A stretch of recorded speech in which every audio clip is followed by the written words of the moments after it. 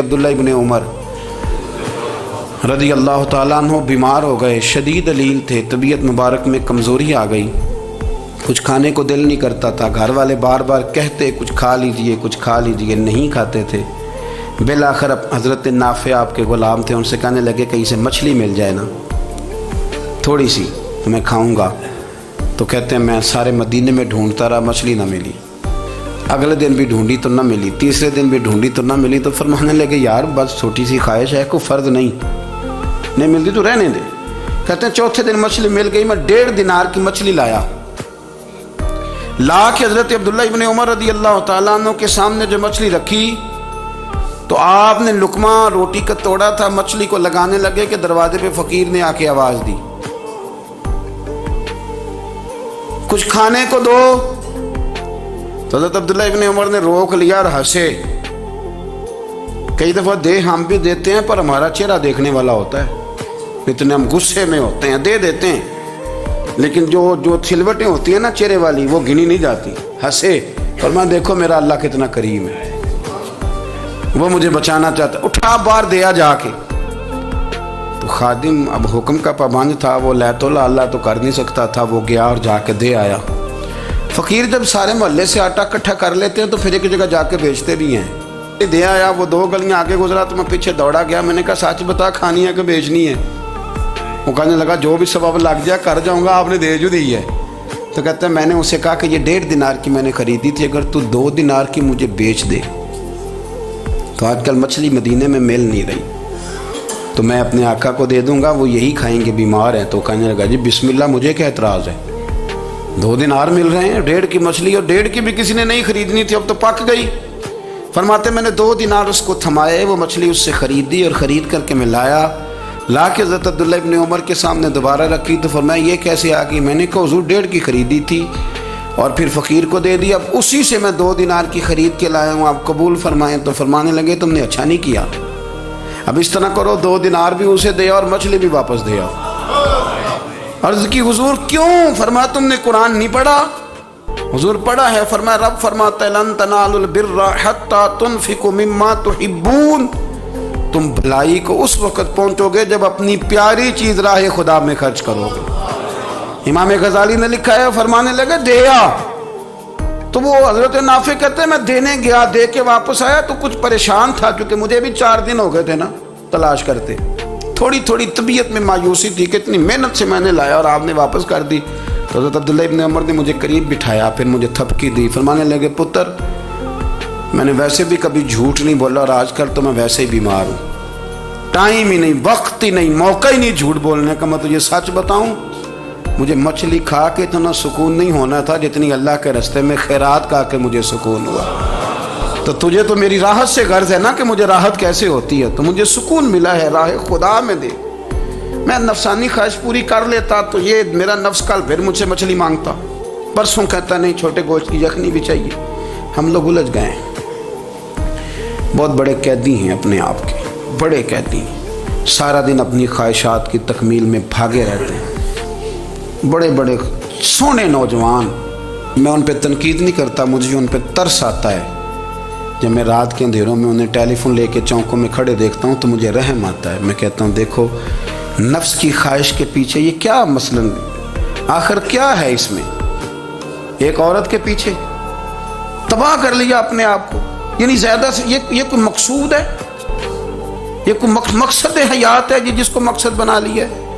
मेरे अजीज़ बात को समझ लें, इतना खूबसूरत आदमी है और इतना उसका ऊंचा कद काठ है, और क्या किसके पीछे ये भागा हुआ है? बड़ा समझदार, दानश्वर, अक्लमंद आदमी, जी रूह बंदा, लेकिन उसका स्टेटस आप ये मुलाहिजा करें कि वो 20-40 हज़ार की खातर झूठ बोलता है, धोखा देता है, फरेब और फ्रॉड करता है। हम अपनी नफसानी ख्वाहिशात के पीछे इस तरह भागते हैं कि हम असल से रह जाते हैं। मेरी बातों की समझ आ रही है आप हज़रात? थोड़ा थोड़ा करके, एक एक करके इनकी बातें कम माने। वो ज़रूरी तो नहीं ना कि सवेरे नाश्ता बाज़ार से अपनी मर्ज़ी का तगड़ा किया है, बाज़ार से ला के पूड़ियाँ चने बेहतरीन खाए, और पूड़ियाँ चने अभी खाए नहीं, शापर में डाले हुए हैं, और वो लेके अभी आ रहा है तो साथ ही रास्ते से गोश्त भी छोटा अच्छा लगा तो 2 किलो वो भी ले आए कि पूड़ियाँ चने खाऊंगा और दोपहर के लिए गोश्त पकाऊंगा। ओ पहले ये तो खा ले साहब, इससे तो निजात पा ले। ये पता नहीं हजम होता है कि कुछ और करता है तेरे साथ, लेकिन वो गोश्त भी साथ ले आया। यानी टेबल पर, नाश्ते के टेबल पर बैठ के फैसला हो रहा होता है कि हमने क्या खाना है, हमने किधर जाना है। संगियो याद रखो, बातों को समझो और गौर करो। ये थोड़ा थोड़ा करके जब हम छुटकारा हासिल करने की कोशिश करेंगे ना, छुटकारा हासिल करने की, कई जगह से, किसी जगह से अगर आपको तंबी होती है ना, तंबी, उसमें भी बड़ा मज़ा आता है। उसमें भी बड़ा, हमारे एक बुज़ुर्ग थे, तो एक दिन ना मैं गया तो कहने लगे अल्हम्दुलिल्लाह आज मैं बड़े सुकून में हूँ। मैंने कहा जी वो क्या हुआ? कहने लगे मैं अपने आप को बड़ा पीर साहब समझने लग गया था। तो एक वापडा के किसी आदमी से काम था, तो मेरे एक दोस्त ने मुझे कहा है कि पीर साहब उसको टेलीफोन कर दें, सुना है आपका अकीदतमंद है। मैंने उस बंदे को टेलीफोन किया तो कहता पीर साहब मैं इज़्ज़त आपकी बड़ी करता हूँ पर यह काम नहीं हो सकता। कहते जब उसने मुझे कहा ना तो कुछ भी नहीं, तो मुझे बड़ा मज़ा आया है, वरना मेरा तो नफ्स फूल गया था। मैं तो समझता था कि जो मैं कहता हूँ वैसे ही हो जाता है। कहते उसने थोड़ा सा ना मुझे लेवल में किया है, मुझे मज़ा आया।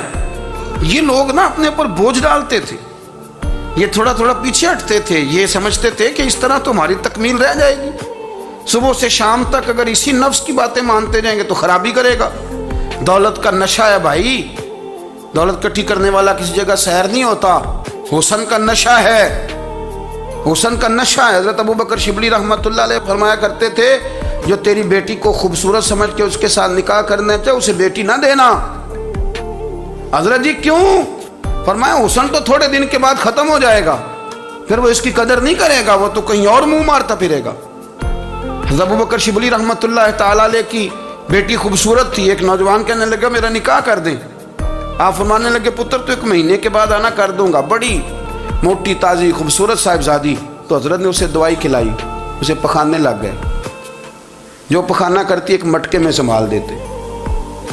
थोड़ा वक्त गुजरा तो वो हड्डियों का पिंजर बन गई। महीने भर में दस्त इतने आए कि कमज़ोर हो गई। तो अबू बकर शिबली 1 महीने के बाद नौजवान को बुलाया, फरमाया इधर आ तेरा निकाह करूँ। बच्ची दिखाई तो वो कमज़ोर बिस्तर पे पड़ी। फरमाया शादी कर? कहने लगा इससे नहीं मैंने करनी। फरमाया ये वही है? कहने लगा जी नहीं। फरमाया तू तो कहता था मुझे इश्क है, किधर गया तेरा इश्क? कहने लगा हजरत साहब आप कैसी बात कर रहे हैं? फरमाया इधर आ। फिर वो मटका जिसमें गंद रखा था वहां ले गए। फरमाने लगे तेरा इसके साथ इश्क था, ये है तेरा इश्क। फरमाया इसे तो मैं 4 दिन रोटी खिलाऊंगा फिर तंदुरुस्त हो जाएगी, लेकिन मैं देखना चाहता था कि तू मेरी बेटी से प्यार करता है या उसके चेहरे पे आने वाली कुछ वक्त के लिए सुर्खी से प्यार करता है, उस लाली से प्यार करता है जो जवानी के वक्त बच्चों और बच्चियों पे आती है। किस चीज़ के दिल दादा? यानी क्या मतलब? नफ्स की गुलामी, सरासर गुलामी। और पलट पलट के और बड़े बड़े सियाने बंदे छोटी सी ख्वाहिश के लिए। बड़ा समझदार आदमी, बड़ा सियाना बंदा। मैं एक बड़े बुजुर्ग आलिम थे, मैं एक दफ़ा मिलने गया तो पाए पका रहे थे, खुद पाए पका रहे थे। तो वो बड़े प्यार की बात होती है ना जी। तो तामत बांधी हुई और बड़ी जनाब खस्ता हाली और वो पाए पका रहे हैं। तो मैंने उनसे कहा, मैंने कहा हजरत जी पाए तो किसी और ने भी पका लेने थे, आप बुखारी लेके बैठते, चलो मेरी तरह का कोई बंदा आपसे इस्तेफादा भी कर लेता। अब पाए आप लाएंगे, फिर पकाएंगे, फिर आप खाएंगे, तो ये तो 24 घंटे आप किसी काम में गुजर जाएंगे। तो ये एक छोटी सी ख्वाहिश के लिए, मैं किसी चीज़ को हराम नहीं कह रहा। कुरान पाक की जो आयत पढ़ी है सिर्फ उसकी तफसीर आपके सामने अर्ज कर रहा हूँ। हमारी ख्वाहिशात माँ पालती है, आपको नहीं पता कितने दुख सहती है। मैं उन माओं को जानता हूँ जो बेटे के हिस्सों की मार भी उसके अब्बे से खाती हैं, मार खाती हैं वो। एक खातून एक कान से सुनता नहीं, मेरे पास एक दफ़ा आई, कहने लगी 60 लग गई सी, कोई दुआ कर दें। तो आपको वजीफ़ा पर डॉक्टर कहते हैं ठीक नहीं हो सकते। मैंने कहा बाजी सही बताओ मसला क्या है? कहने नहीं कुछ भी नहीं, मसला क्या होना है, पुत्र गलत निकल आया है, उसका बाप रोज़ मारता है, आज मैं आगे गई हूँ तो उसने एक थप्पड़ मेरे कान पे मार दिया, तो पर्दा फट गया। माएँ मार खाती हैं, लेकिन वो पुत्र जिसको बड़ी मेहनत से पाला है वो जवान होता है तो अम्मा से कहता है तुझे छोड़ देना है, पर जिस लड़की से मेरा टेलीफोन पे रब्ता है उसे नहीं मैंने छोड़ना, वो नहीं छूट सकती। हर शय कुचल जाता है वो। अम्मा कभी लेट के रात को सोचती है कि ये तो मेरी कुल कमाई थी, میں تو آج بھی اس کے حصے کے تھپڑ اپنی گالوں پہ برداشت کر رہی ہوں، تو یہ کدھر گیا؟ اردشیر نام کا بادشاہ تھا۔ حضرت محدث ابن الجوزی آج سے کچھ 700 سال پہلے لکھتے ہیں، اردشیر بادشاہ بڑا خوبصورت تھا، جوان تھا، بڑا عقل مند تھا۔ اس نے اس طرح کہ قریب کی ساری ریاستوں پہ قبضہ کر لیا۔ بڑا عقل مند زیرک تھا، قبضہ ہو گیا۔ ایک بادشاہ بڑا سخت تھا، اس کے ساتھ جب پنجہ آزمائی ہوئی تو اردشیر کہتا ہے اس پہ میرا قبضہ نہیں ہو رہا تھا، اور جب ہم نے ساری ریاستوں نے مل کے اس پر حملہ کیا تو ایک قلعے کے اندر قلعہ بند ہو گیا۔ اردشیر بڑا خوبصورت آدمی تھا، بڑا سمجھدار تھا، تو وہ بادشاہ قلعہ بند ہو گیا، اس نے کہا نکلنا ہی نہیں۔ اب وہ اندر بند ہے، یک بارگی حملہ کیا تو وہ بڑا قلعہ تھا اس میں بند ہو گیا۔ اس بادشاہ کی نا جس پر حملہ کیا، اس کی بیٹی اچانک ایک دن قلعے کی دیوار پہ چڑھی تو اردشیر کے حسن و جمال کو دیکھا تو عاشق ہو گئی، اور اپنے ہی باپ کے خلاف اسے کہنے لگی کہ اگر تو میرے ساتھ شادی کا وعدہ کرے نا تو میں تجھے رستہ بتاتی ہوں حملہ کرنے کا۔ اس نے کہا میرا وعدہ رہا، تو رستہ بتا۔ اس نے رستہ بتایا اس لڑکی نے، اور بادشاہ نے حملہ کیا تو اس کا باپ قتل کیا، اس علاقے پہ قبضہ کیا شادی کے وعدے پر۔ ہاں نفسانی خواہش بندے کو اندھا کر دیتی، نہیں سمجھ آتی اس کو میں کدھر جانا ہے، اندھا کر دیتی۔ حملہ کیا، اور جب اس لڑکی کو لے کے آیا نا اپنے محل میں، تو پہلے دن شادی کی پہلی رات تھی، تو بستر بچھایا کنیز نے، تو وہ کبھی کروٹ ادھر بدلتی کبھی ادھر بدلتی، تو بادشاہ کہنے لگا کیا ہے؟ کہنے لگی بستر میں کچھ ہے، مجھے تکلیف دے رہی۔ اس نے چراغ جلائے اور جب بستر اٹھایا تو ایک اتنا سا دھاگا نکلا۔ دھاگے سے عموماً تکلیف نہیں ہوتی، تو اس نے کہا تو اتنی نرم و نازک ہے کہ دھاگا؟ کہنے لگی میرا باپ نا میرے ساتھ اتنا پیار کرتا تھا کہ روز میرا بستر بھی خود بچھاتا تھا، اور اس نے آلہ رکھا ہوا تھا، وہ ناپتا تھا کہ کوئی پایا اونچا نیچا تو نہیں، میری بیٹی کا بیلنس سوتے وقت خراب نہ ہو جائے، اور میرے لیے گوشت اور کپڑے بھی خود پسند کر کے لاتا تھا، کھانے پینے کا خود خیال کرتا تھا۔ اردشیر کہنے لگا اچھا وہ اتنا پیار کرتا تھا، اور پھر تو نے اس کے ساتھ کیا کیا؟ کہنے لگا بلاؤ کنیزوں کو بلایا، فرمایا اس کو اٹھاؤ اور جلاد کے پاس لے جاؤ، اسے کہو کہ اس کے بال ایک گھوڑے کے ساتھ باندھے، پیر دوسرے گھوڑے کے ساتھ باندھے، اور ایک گھوڑا ادھر بھگا دے، کدھر بھگا دے، یہ جس کے باپ نے اتنا پیار کیا، یہ نفس کی اتنی غلام ہے کہ اس کی وفادار نہیں رہی تو میری وفادار کیسے بنے گی؟ اس نے اتنے نازوں سے پالا کہ دھاگا اسے برداشت نہیں۔ او یارو یاد رکھو، اگر نفس کی غلامی کرو اور بڑے وفاداروں کو چھوڑ کے غلامی کرو تو پھر کہو وفادار مل جائیں، کوئی بول اب لڑا نہ بول بیٹھی ہوں دے خصم ناراض بڑ بولیاں دے، کہاں سر کھائے تے بلبل ٹھنڈ پائے، بڑے فرق نہیں سجنا بولیاں دے، جڑیاں خصماں دی وچ رضا وسن، بھاگ جاگ جاندے انہاں گولیاں دے، آپ ادلیاں نو سردار پین تکے تے شرما والیاں نو چوٹے ڈولیاں دے۔